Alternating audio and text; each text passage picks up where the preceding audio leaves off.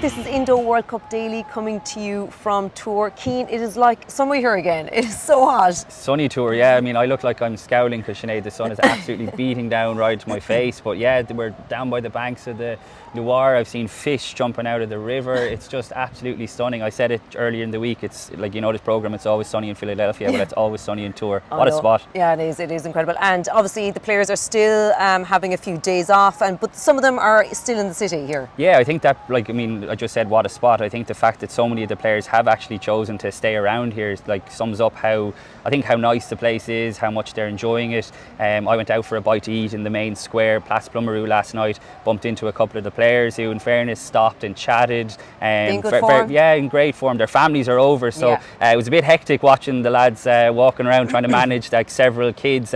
We don't often get to see that side of them, so it was quite funny watching them trying to keep their kids under control. But yeah, totally relaxed.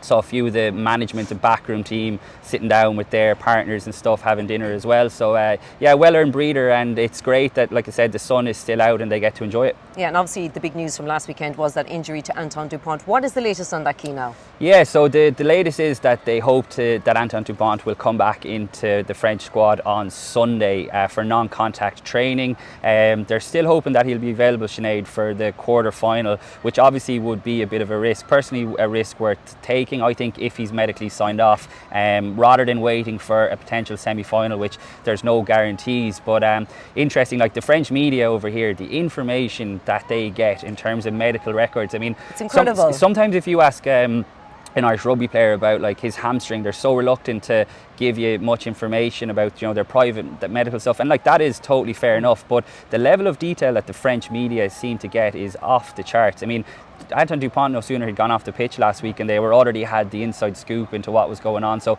it works very differently. So you've had I think it was the head of medical for the French Union has come out and basically, I think, tempered expectations a little bit, because the nature of the injury apparently is quite complicated.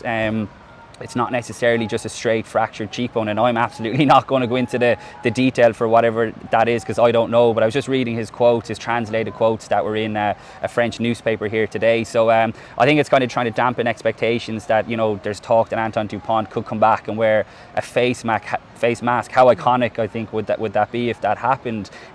So we'll wait and see. I think he'll come back and he'll do a bit of non-contact stuff. There's no way he's going to play this week, but come that potentially South Africa game, I think they'll have a big decision to make, as long as he's signed off medically, because of course you don't want to take any chances with his face. Absolutely not. Well, we'll have a lot more, or Will and Luke rather will have a lot more on Ireland at this Rugby World Cup coming up on today's Left Wing podcast.